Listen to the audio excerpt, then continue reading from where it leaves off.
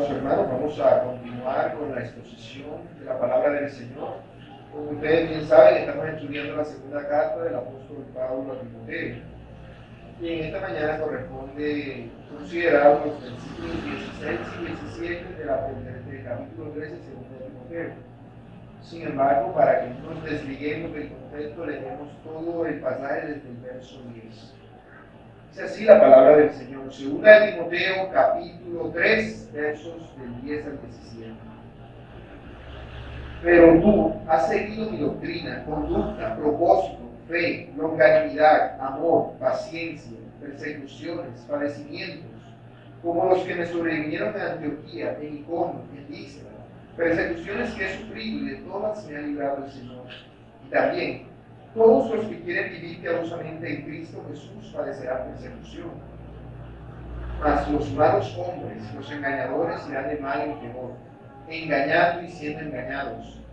Pero persiste tú en lo que has aprendido y te persuadiste, sabiendo de quién has aprendido, y que desde la niñez has sabido las sagradas Escrituras, las cuales te pueden hacer sabio para la salvación por la fe que es en Cristo Jesús. Los versos que vamos a considerar en esta mañana. Toda la Escritura es inspirada por Dios y útil para enseñar, para redarguir, para corregir, para instruir en justicia, a fin de que el hombre de Dios sea perfecto, enteramente preparado para toda buena obra. Amén. Una vez más, vamos a encomendarnos al Señor en oración para que sea dirigiéndonos con la exposición de su santa palabra. Oremos. Dios Todopoderoso, le damos aquí la gloria y la honra. Señor, como decíamos al entonar los signos, tu palabra, Señor, es un tesoro precioso, un tesoro, Señor, que debe ser para nosotros de valor incalculable, la santa Biblia que nos has dado. Te damos gracias, oh Dios, porque tú nos has concedido el privilegio de poder escudriñar tu palabra y conocerte a través de ella. Te pedimos que nos ilumines en esta mañana y que podamos entender, Señor, todas las verdades que tú nos dices en tu palabra, que podamos entender, Señor, cuán autoritativa es en realidad la palabra de Dios. Y nos encomendamos en tu santo nombre, Padre amado, en el nombre de tu Hijo, nuestro Salvador Cristo. Amén y amén.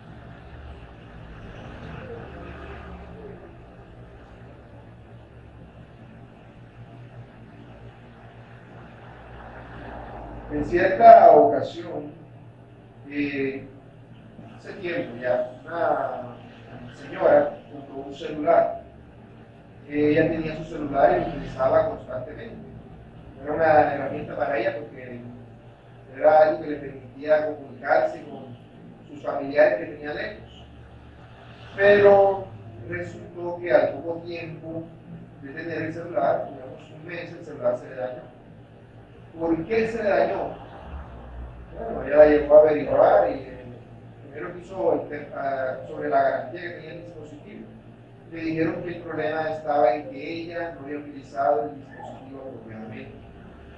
Lo había estado utilizando como a ella le parecía. O sea, nunca se percató de qué tipo de cuidados ni de qué tipo de acciones tendría que realizar para preservar la vida útil de ese dispositivo.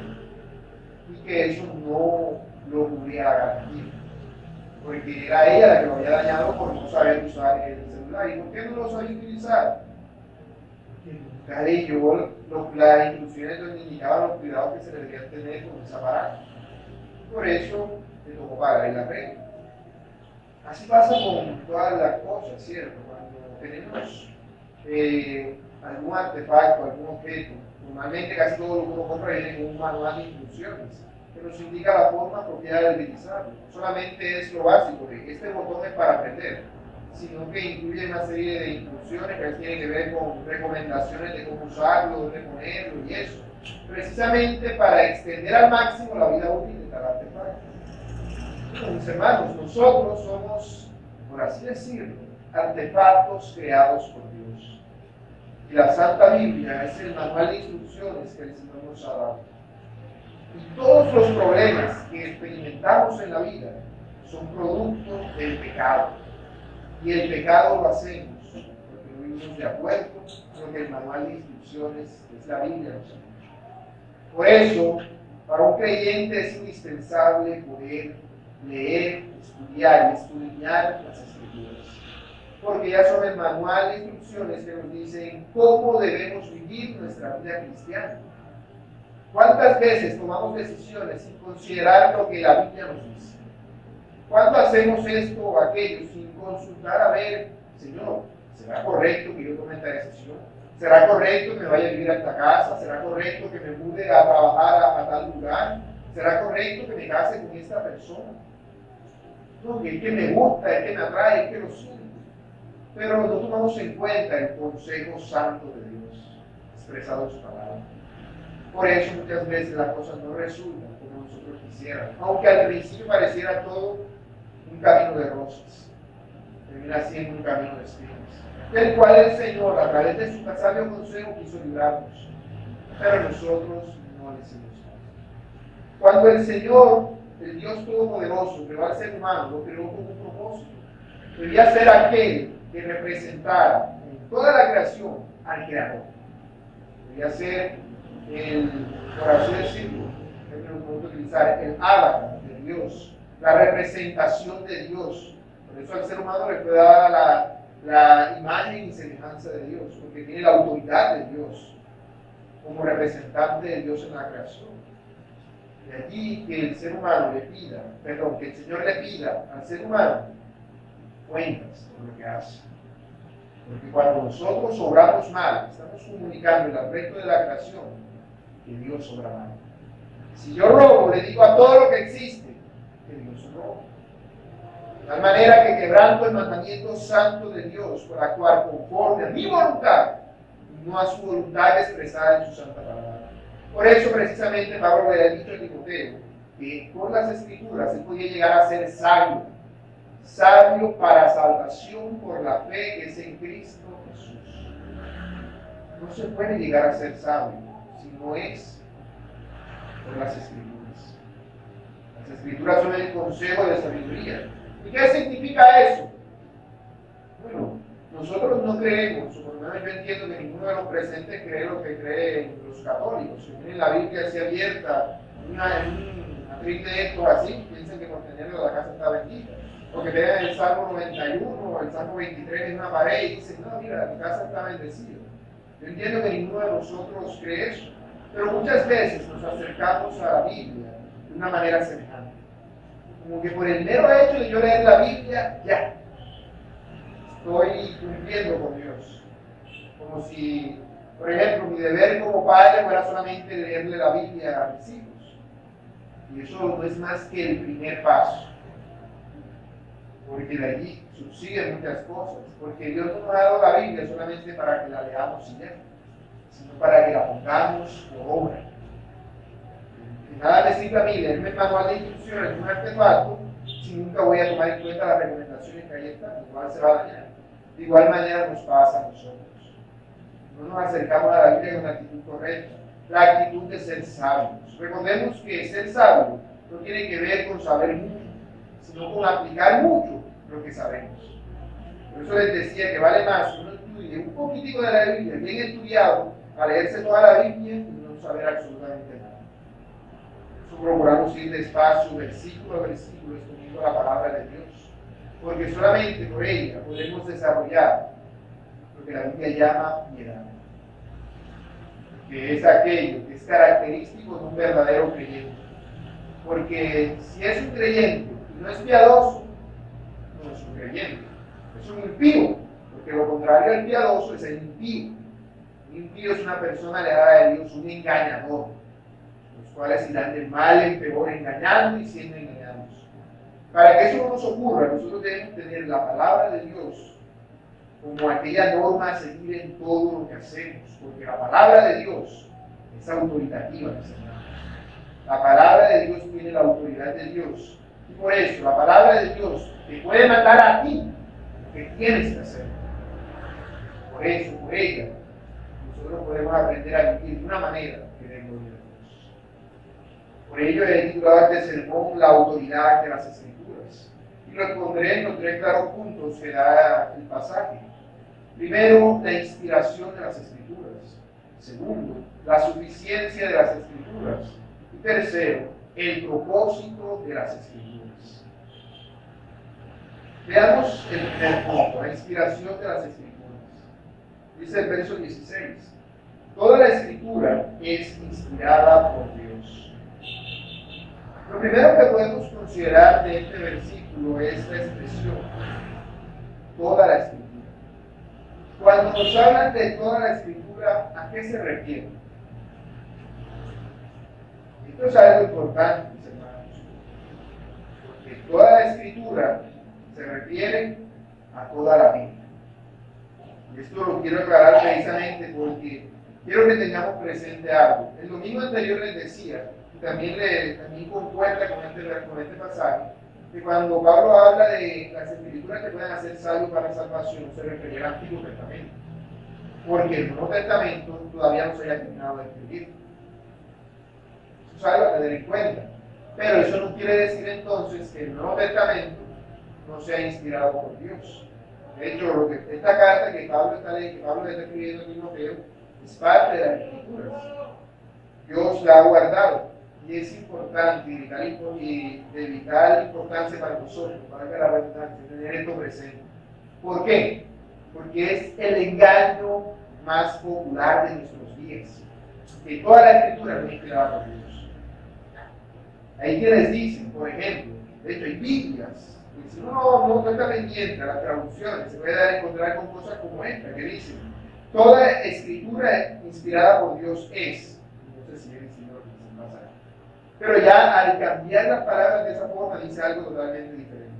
Al decir yo, toda escritura inspirada por Dios es, estoy diciendo que no todo lo que dice la Biblia es inspirada por Dios, sino que hay partes de la Biblia que son inspiradas por Dios y partes que no. Y así es como nacen todas las sectas y falsas religiones. Porque todo el mundo, la mayoría de las personas, cuando tú les preguntas que si creen en la Biblia, te van a decir que sí. Leen un pasaje de la Biblia y dicen, sí, estoy de acuerdo con eso. Pero léele algo que los confronte con su pecado. Lo más seguro es que te digan que eso no. Que si eso dice así, algunos hasta se sorprenden. Muchos se molestan y se enfadan porque les dices eso. Pero así lo dice la Biblia. Entonces, ¿qué hacen? Dicen, a mí me gusta este pedazo de la Biblia y este no. Entonces solamente creen en la Biblia lo que les conviene, lo que les parece. Y ese es el peligro al no considerar toda la Escritura como inspirada por Dios. Que terminamos pensando en la Escritura por partes. Por eso existen los mormones, los testigos de Jehová, los adventistas, los carismáticos y los católicos. Creen la Biblia, sí, pero no toda. Porque dicen, no, la Biblia dice esto, pero el libro del Mormón dice no. La Biblia dice esto, pero el Papa dice aquello. La Biblia dice esto, pero la señora Elena de White dijo esto. Y le añaden cosas a la Biblia, porque no consideran que todo lo que dice es verdad, sino solamente partes. Así la Biblia puede significar cualquier cosa. Puedes encontrarte una persona satanista que lee la Biblia y decir que ella encuentra consuelo del Dios. Y la utilizan para hacer brujería y no, o sea, ese no es el medio o la forma correcta en la cual la palabra de Dios debe ser utilizada. Siempre debe ser abordada como la totalidad de ella. Toda la Escritura es inspirada por Dios. Si yo dijera que solamente una parte de la Escritura es inspirada por Dios, de inmediatamente la Biblia deja de ser algo confiable, pasa a ser algo de dudosa procedencia. Porque yo, como sé si este versículo en realidad lo dijo Dios y no fue producto de una persona maliciosa que lo añadió por ahí en algún momento. Sí, hay muchos pasajes de la Biblia que son atacados de esa manera. Pero el versículo claramente se refiere a que toda la Escritura es inspirada por Dios. La que estaba en los tiempos de Timoteo, que es lo que nosotros entendemos como el Antiguo Testamento, y la que se estaba escribiendo todavía en los tiempos de Timoteo, como las cartas de Pablo, Pedro, Juan. Todo eso es la Escritura. Es el canon bíblico y ya ha sido cerrado tras la muerte del último de los apóstoles. Precisamente por eso nosotros creemos que ya no hay más revelación especial de Dios de esa misma manera. Si Dios dice una profecía a alguien, esa profecía tendría que ser añadida en la Biblia, porque sería revelación de Dios. Eso ya no, porque el canon ha sido cerrado, porque toda la Escritura ya está completa. Ahora, cuando hablamos de inspirada por Dios, ¿qué quiere decir eso? La palabra inspirado quiere decir respirar. Pero no en el sentido de que nosotros como si inhaláramos, sino más bien como si exhaláramos, como si sopláramos. Como lo que haces al hablar, sale de tu boca, sale el viento de tu boca. De igual manera, toda la escritura es ese viento que ha salido de la boca de Dios. Por eso se nos habla de inspirado. En el sentido de que nosotros utilizamos de inspirar, sino más bien de exhalar. Ha salido de Dios, de su propia boca. Por eso nosotros entendemos que la Biblia es palabra de Dios, a pesar de que tiene autores humanos. Jeremías 1:9 dice: he aquí he puesto mis palabras en tu boca, dice Dios al profeta Jeremías. De tal manera que Jeremías habló humanamente, pero habló las palabras de Dios. Habló las palabras de Dios. ¿Qué quiere decir eso? Que todo lo que dice la Biblia fue dictado por Dios. No, de ninguna manera. Nosotros jamás encontramos eso en la Escritura. De hecho, Pablo se presenta, Pablo, apóstol de Jesucristo, a Timoteo. No, vemos que no está diciendo, así dice Dios, Timoteo. Aunque nosotros entendemos que así dice Dios. ¿Por qué?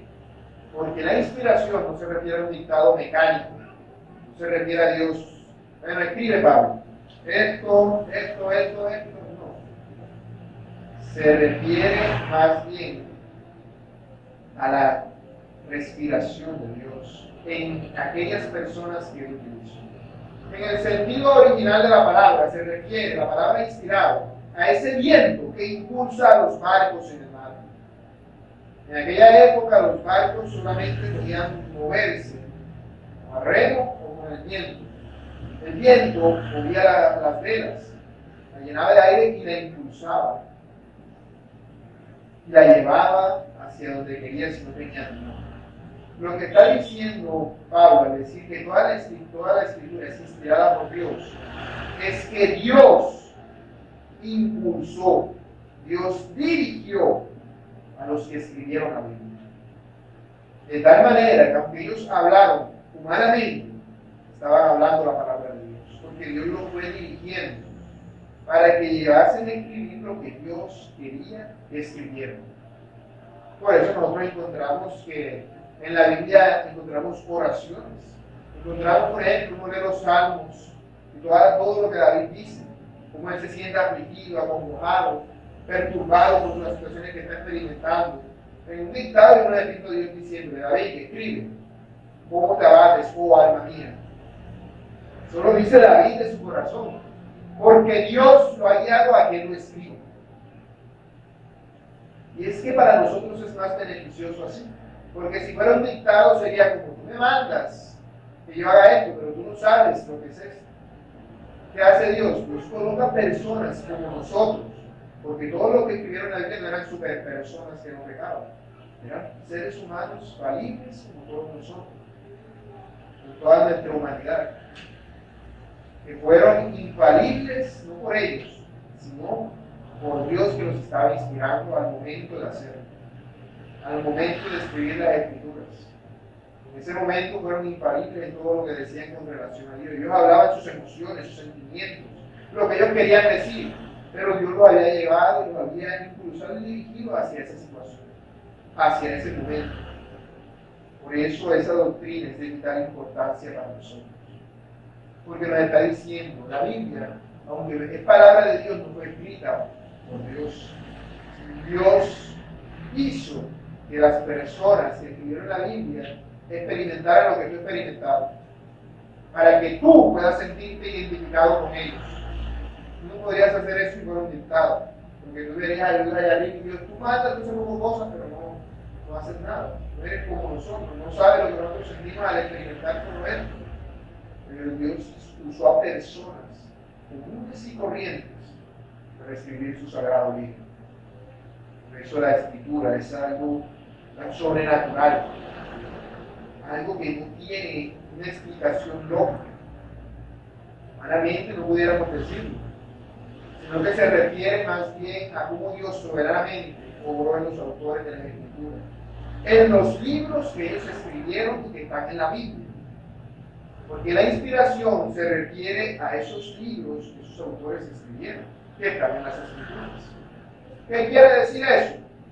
Bueno, nosotros leemos, por ejemplo, en Corintios, Pablo habla de que hay otras cartas a la iglesia de Corintios. Nosotros tenemos en la Biblia 1 y 2 de Corintios, pero Pablo menciona en 1 Corintios 5:9 y 2 Corintios 2:4 que hay otras cartas que él les ha escrito.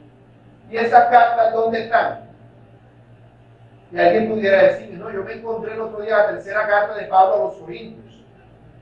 Entonces, como me encontré la tercera carta de Pablo a los Corintios, también es palabra de Dios. No. Fuera palabra de Dios, Dios, que ha preservado su palabra, la hubiese preservado. Porque los escritos inspirados son los que se encuentran en la Biblia.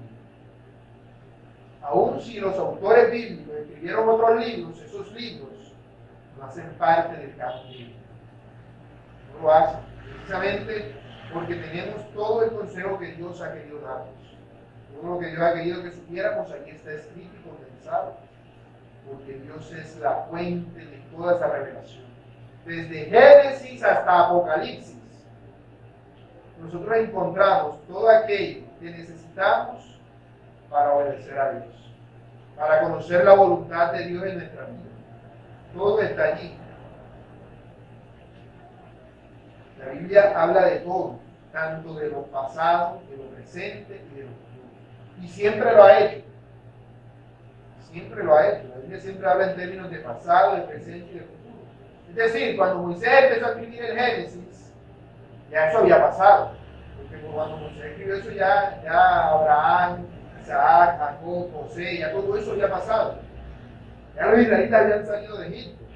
Era historia antigua que le fue dada a conocer por Dios mismo. Moisés, inspirándolo para que escribiera la escritura. Aquí es claro que lo que decía el dictado, el hecho de que toda la Biblia no sea dictada no quiere decir que no haya partes en la Biblia que no sean dictadas por Dios. Obviamente sí las hay, pero son pequeñas partes puntuales. La mayoría de la Biblia encontramos que no es así, no es dictada. Y aún los dictados llevan la inspiración de Dios.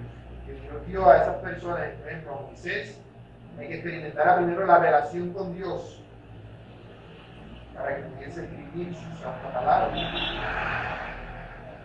Por eso podemos decir que la Biblia es la palabra de Dios. La Biblia no es una colección de libros sabios, y tampoco de ideas de hombres, ni siquiera de hombres piadosos o temerosos de Dios. No, es la verdad de Dios en sus propias palabras, hablando a través de personas. Por eso es que el salmista en el Salmo 119, verso 89 dice: tu palabra, Señor, es eterna y está firme en los cielos. Acabo de leer la nueva versión internacional, que dice todo de esta manera. Por eso nosotros encontramos que la palabra de Dios es clara aquí en la tierra, que fue dada por los cielos, que está escrita en el cielo. Dios la tiene para sí. Dice el apóstol Pedro en 2 de Pedro 1:20, entendiendo primero esto, que ninguna profecía de la Escritura es de interpretación privada, porque nunca la profecía fue traída por voluntad humana, sino que los santos hombres de Dios hablaron siendo inspirados por el Espíritu Santo. Dios escribió la Escritura a través de los hombres que inspiró, pero Dios, aclarando la persona de la Trinidad que lo hizo, fue el Espíritu Santo. Él fue el que escribió la palabra inspirada de Dios. Cuando hablamos de la palabra inspirada por Dios, nos referimos, obviamente, quiero que tengan eso claro, mis hermanos, a los originales, escritos por los autores originales. Nosotros entendemos que el texto que nosotros tenemos es una traducción, ¿cierto? Uno cree que la Reina Valera haya sido escrita por Juan o por Pedro, textualmente. Son traducciones de traducciones de traducciones. Bueno, originalmente no de traducciones, sino más bien de transcripciones. Porque no existe fotocopiadora ni nada de esto, y hay que transcribirla cuando ya el material en el que estaba escrito se iba deteriorando con el tiempo. Pero la escritura debía ser transcrita, debía ser puesta al alcance de todos, debía mantenerse y preservarse. Y hablamos entonces de la Biblia, la palabra inspirada de Dios, en su sentido original. Esto es importante tenerlo en cuenta porque las traducciones pueden equivocarse. La Biblia original no tiene ningún error. Las traducciones pueden equivocarse, o de pronto pueden transmitirnos ideas equivocadas. Por eso hay que tener eso presente y tener cuidado a la hora de estudiar la Biblia. Por eso es importante escudriñar las escrituras y no simplemente leer por leer. Uno dice, bueno, uno sabe griego para ver los originales o las versiones de los originales que tenemos. Pero lo más sensato es que si yo estudio la Biblia, no me contente con una sola traducción. Mismo que varias traducciones y comparar las diferencias, ver de dónde salen estas palabras, cómo se utilizan esto, indagar, averiguar. Bueno, nosotros creemos que la versión que utilizamos aquí en la congregación es la más aproximada a los originales dentro de las populares. Hay otras que también pueden considerarse igual ¿cuál es el término? De aproximadas a las originales. Pero entre la más popular de todas esas, creo que es la que utilizamos nosotros, la Reina Valera del 60, la cual es apropiada. No lo digo porque puede encontrarse con algunas cosas que no cuadran, con algún tipo de problema que se soluciona al ir a los originales. Y cuando hablo de los originales, ya tenemos que tener presente lo que es la preservación de las escrituras obradas por Dios. Dios respiró las escrituras, Dios las exhaló y Dios las ha mantenido. Dios las ha mantenido. Quiero que tengan eso también presente, por algunas traducciones omiten pasajes precisamente algunas que no están en los originales, pero nosotros no podemos tragar entero porque una traducción diga, no, que esto no está en los originales y por eso no lo consideramos. No, se trata de que cada uno de nosotros pueda indagar las escrituras, puede indagar las escrituras teniendo confianza de que Dios es el que nos habla y escudriñando para que tengamos certeza de qué es lo que Dios quiere que nosotros sepamos. Los errores que encontramos en las traducciones son, como diría uno, mínimos y que tienen que ver más bien a ciertas cuestiones no de error, sino más bien que se prestan para que otras personas las tergiversen. Ese es a los errores que nos referimos, no un error de transcripción como tal. Porque hay personas que dicen, no, hemos descubierto nuevos libros que estaban escondidos en tal o cual lugar. Y estos libros no tienen esos versículos que dicen acá, estos son más viejos, entonces por ende estos automáticamente descartan la Biblia. No necesariamente, porque habría que entender por qué esos libros estaban allá escondidos. Porque si los sacaron de la basura, no, eso no sirve para descartar la Biblia que se ha mantenido pasando de generación en generación, ¿cierto? Porque Dios ha preservado su palabra. Dios ha preservado su palabra. Esa es nuestra confianza. Porque no quiero añadir incertidumbre, vayan a pensar ahora, ay, ahora será que esto no se habrá equivocado la Reina Valera, que nos estoy leyendo. No, tampoco es que caigamos a esos extremos. De hecho, podemos confiar en esto, porque Dios, al ser el autor de la Biblia, porque Él la inspiró, Él también la preserva y la mantiene. Él la preserva y la mantiene. Por eso podemos tener la confianza de que toda la escritura es inspirada.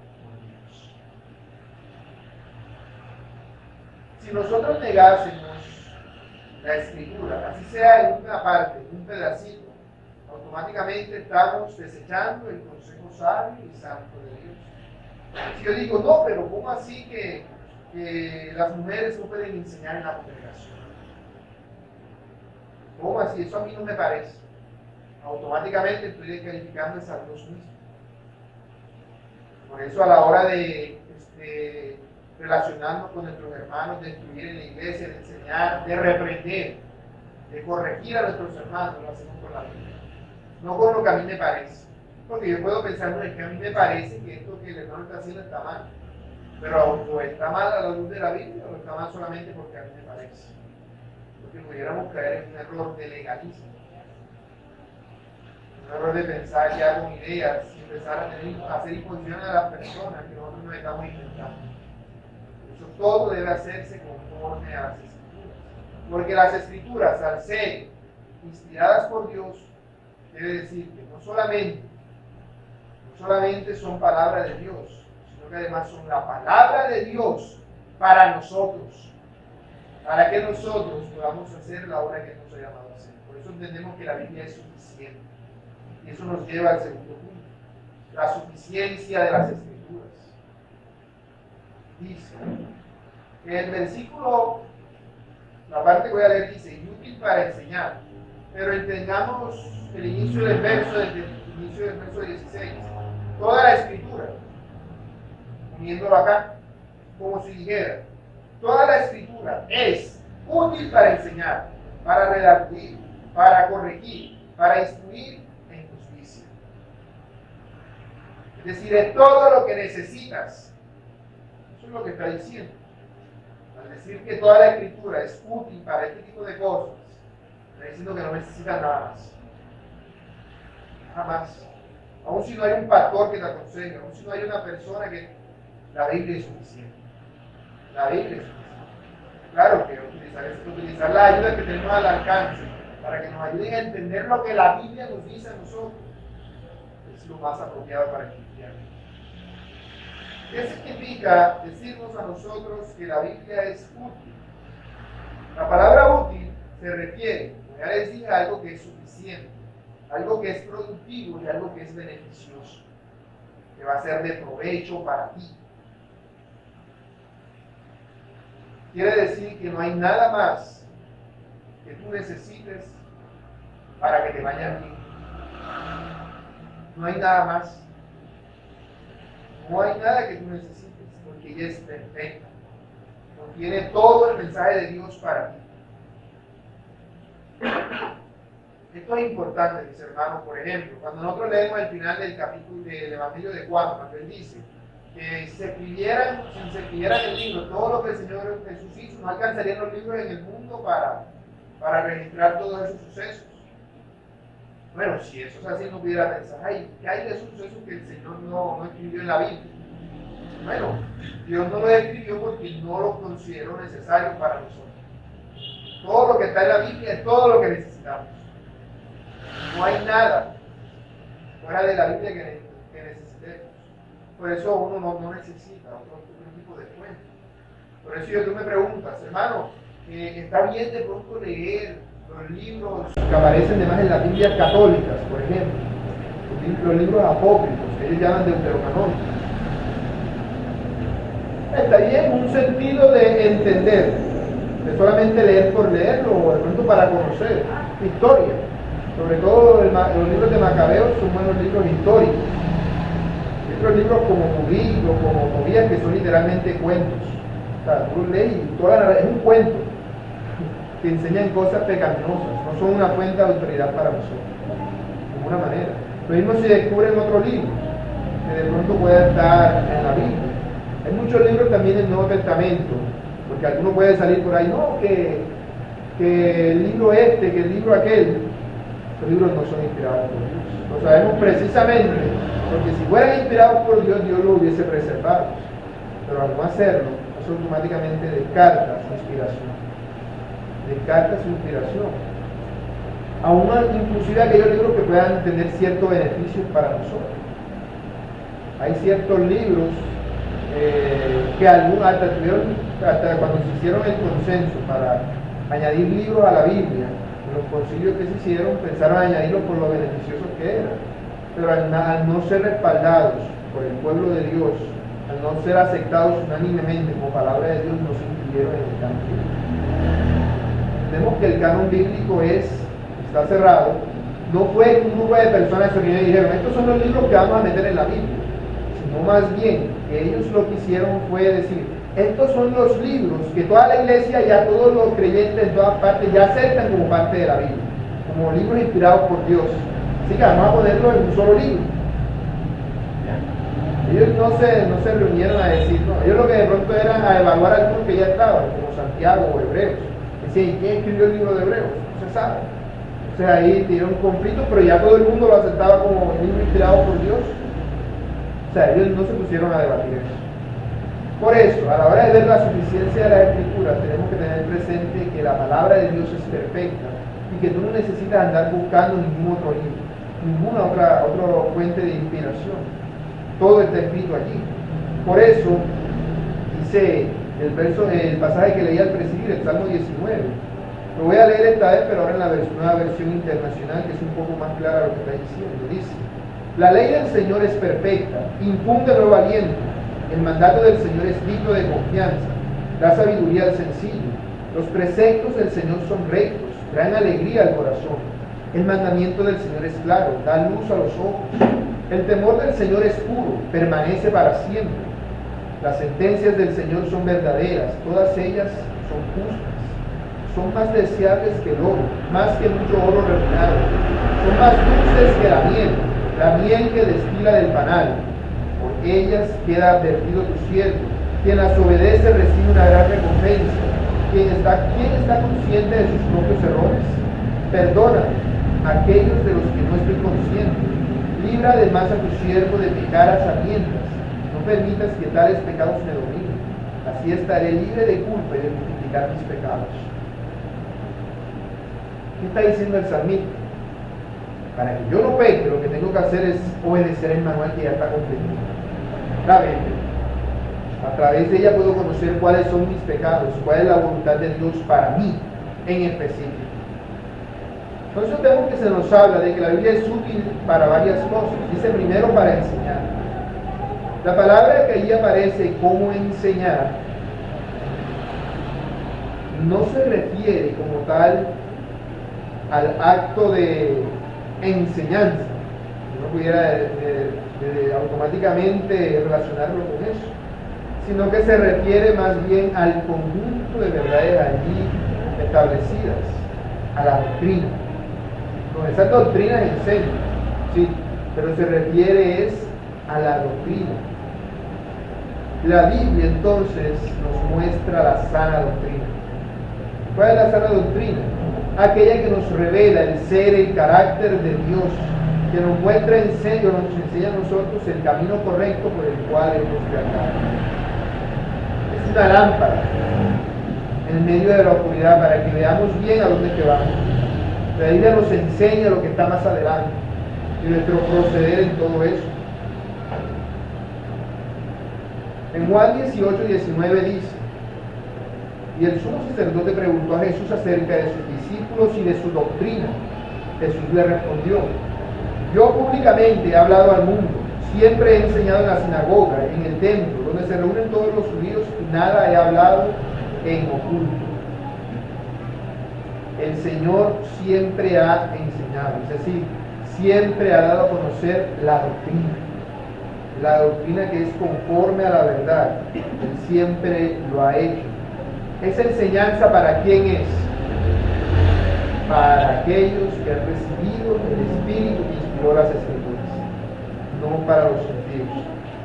Una persona que no tiene el Espíritu Santo no puede ser enseñado por el Espíritu. Por eso me refiero de esa enseñanza, de la aceptación de las doctrinas que ahí están.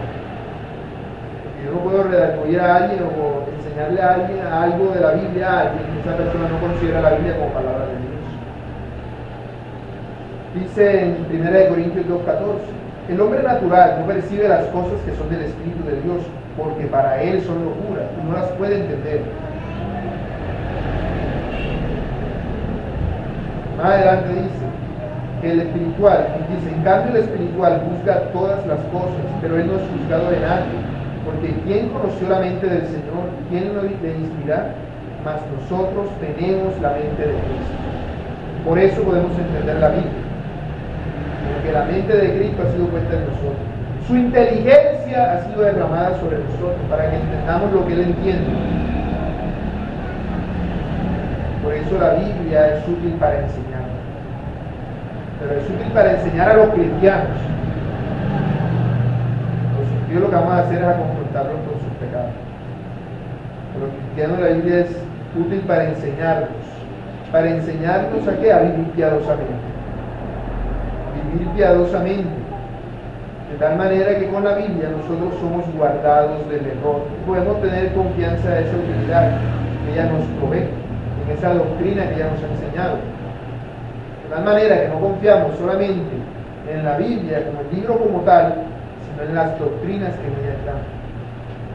Por eso vemos que el Señor enseñaba con doctrina. Enseñaba la doctrina de Dios. Como es doctrina de Dios, inspirada por Dios, podemos confiar plenamente en ella. No dudar jamás.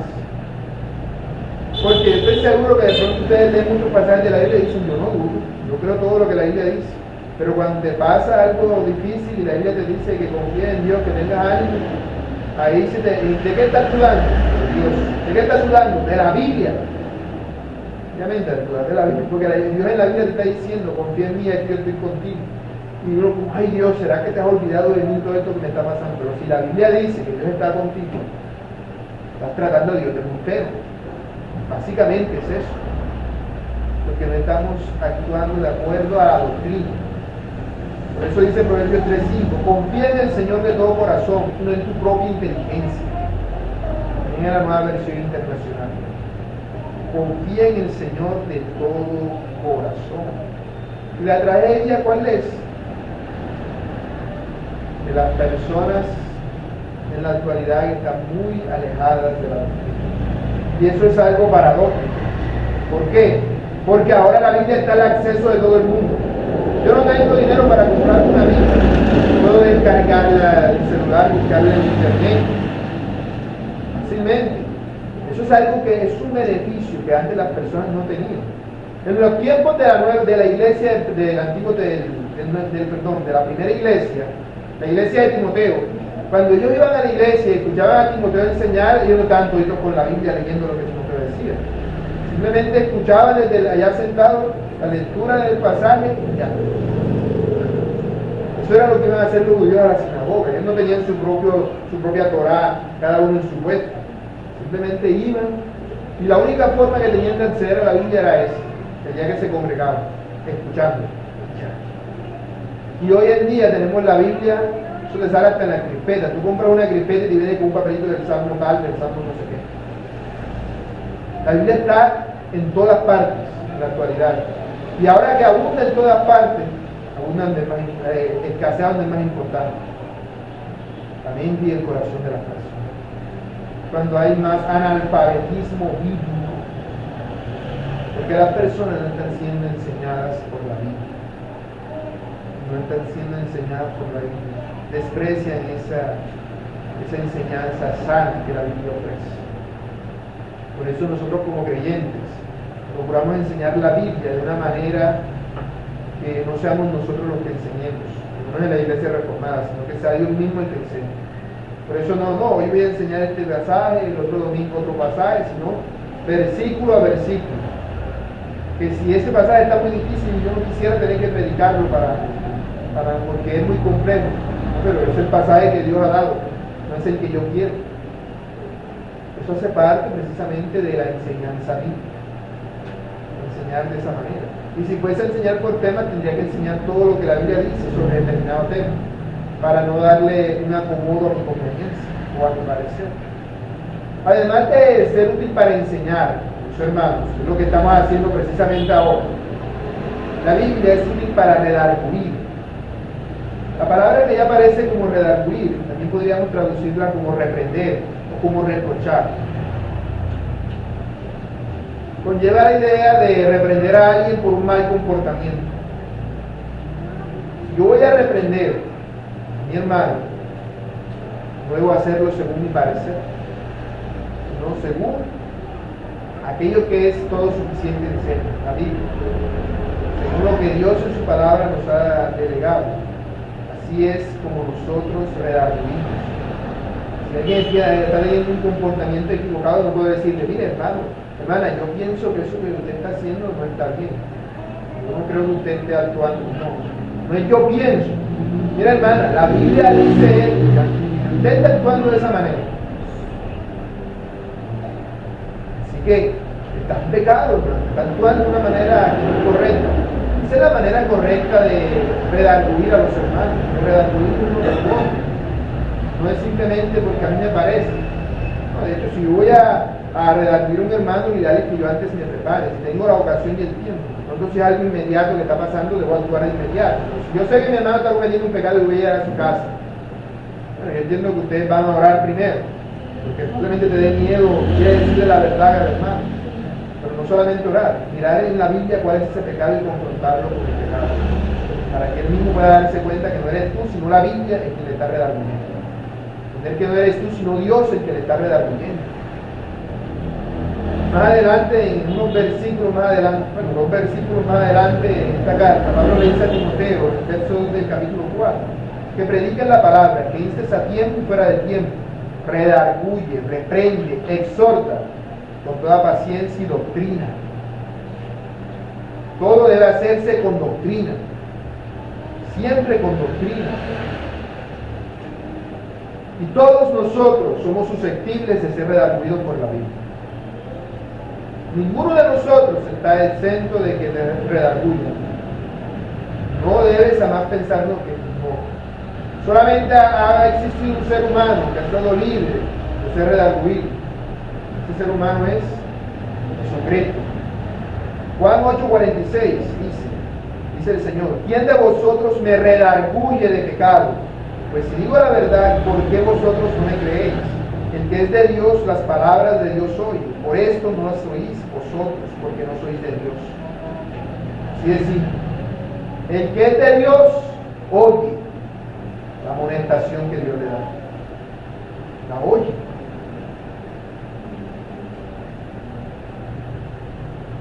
Ahora, no necesitamos que alguien nos llame la atención por nuestro pecado. De hecho, redarguir se refiere a una reprensión de manera indirecta, porque si fuera directa sería exhortación. Es algo que te ocurre a ti cuando estás leyendo la Biblia. Dices, mira, esto que tú estás haciendo es pecado. Es pecando contra Dios, te das cuenta. La Biblia te lo está diciendo. La Biblia te lo está declarando. O de pronto hay que predicar. Yo no estoy diciéndole nada puntual a nadie, pero alguno dice, entonces esto que yo hago, ¿será que es pecado? Y el Señor te empieza a redarguir con su palabra.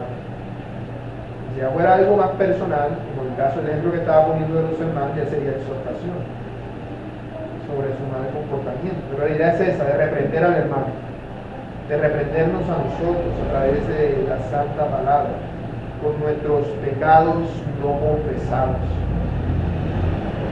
¿Alguna vez has sentido, hermano, que como que, ay, tienes pereza de leer la Biblia? Como que otra vez voy a leer la Biblia, o ay, yo no quiero leer la Biblia, o que me cuesta, o que pasó, ayer no leí la Biblia y sigo como si nada, y hoy tampoco, sigo como si nada. Bueno, eso probablemente es un síntoma de que hay pecados en ti que no has confesado. Hay cosas que tú le haces de tener y cosas que no quieres leer la Biblia. El Señor le está diciendo que hay cosas que no aceptas en lo que Él te dice, porque no quieres ser redarguido. Y ese es un gran problema.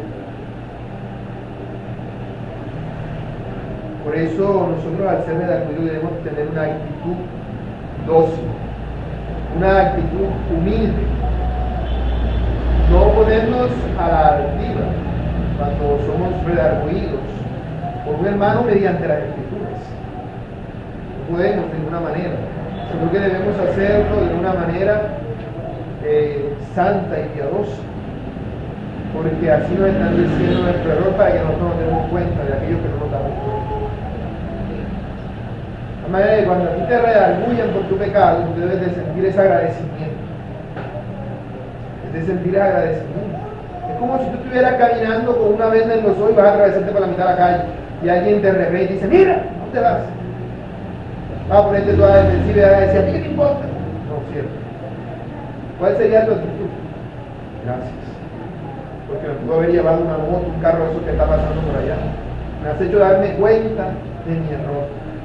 Eso es algo de agradecimiento. La actitud impía es inmediatamente ponerse a la defensiva y hasta tratar de buscarle pecados al otro para decírselo, para que dejen el asunto de estar redarguyendo a uno y tratar de redarguir al otro. Pero más bien es una forma de negación a la amonestación que el Señor está haciendo. Por eso debemos tener mucho cuidado y debemos tener la actitud correcta a la hora de acercarnos a la Escritura y de escuchar lo que la Escritura nos está diciendo a nosotros. También dice que la Escritura nos corrige.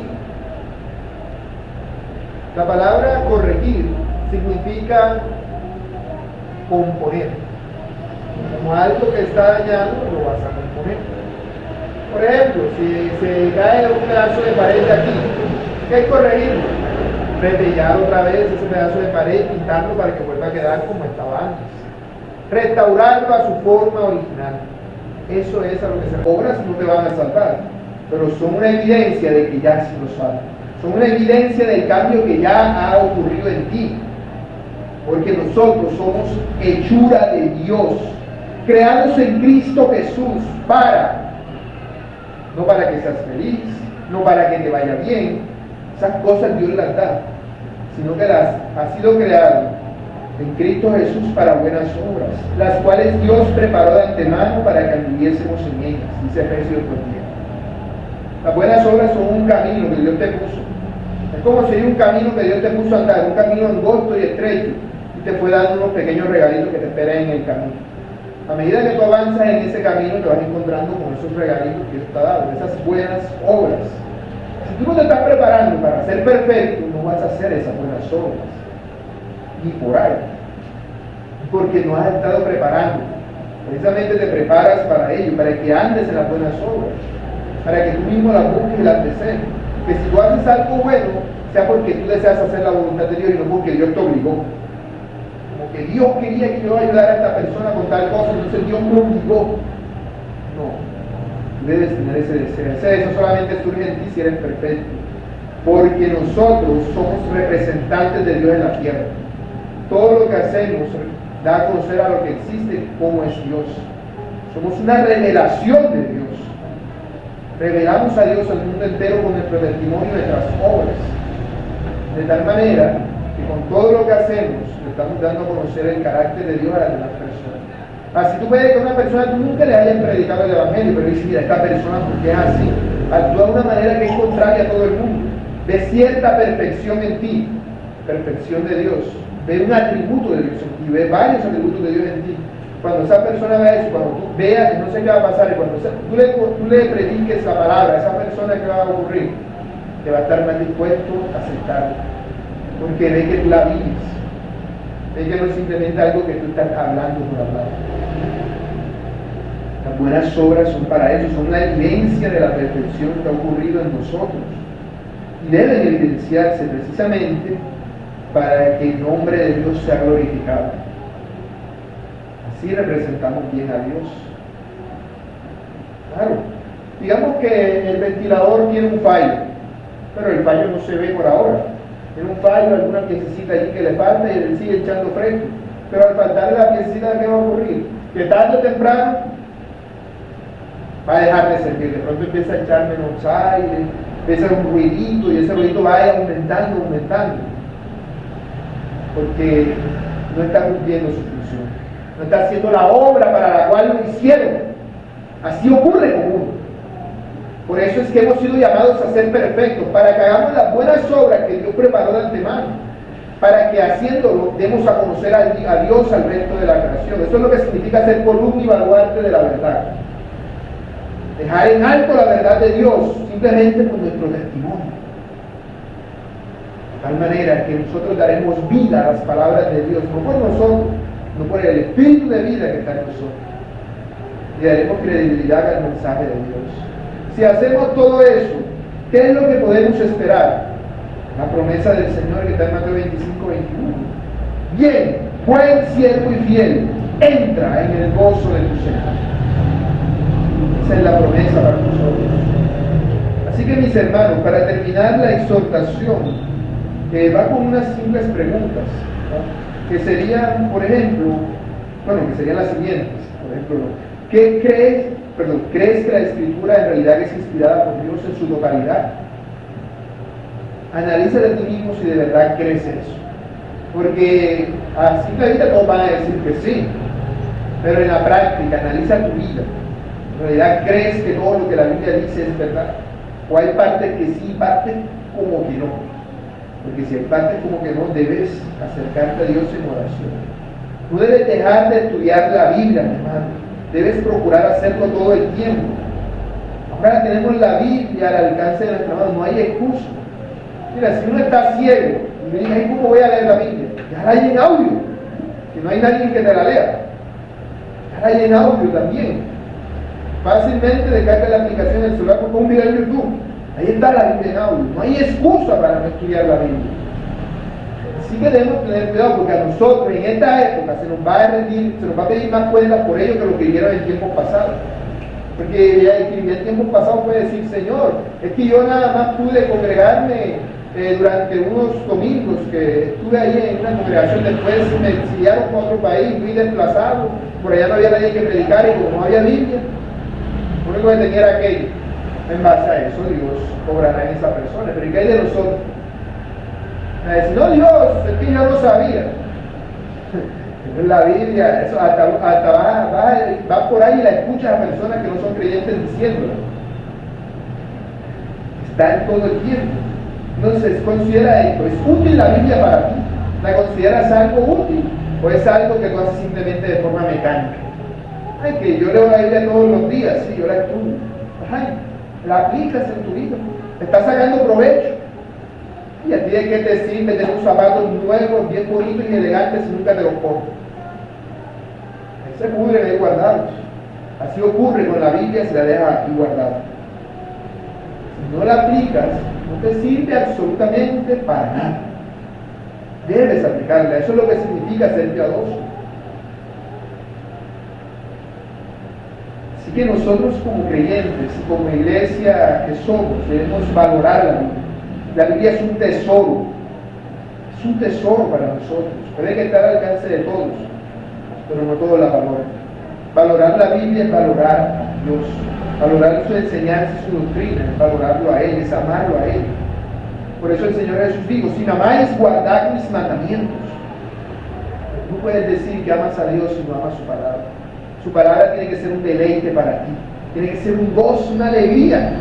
Tiene que ser eso que tú esperas todos los días poder hacer, acercarte a Dios de todo corazón, para que Él te discipline y te exhorte, para que Él te llame la atención, te diga, estás obrando mal en eso, corrige tu camino. No seas como un niño desobediente, que el papá le dice ven y va corriendo para el otro lado. El Señor te dice ven, alégrate y ven, porque es para ti.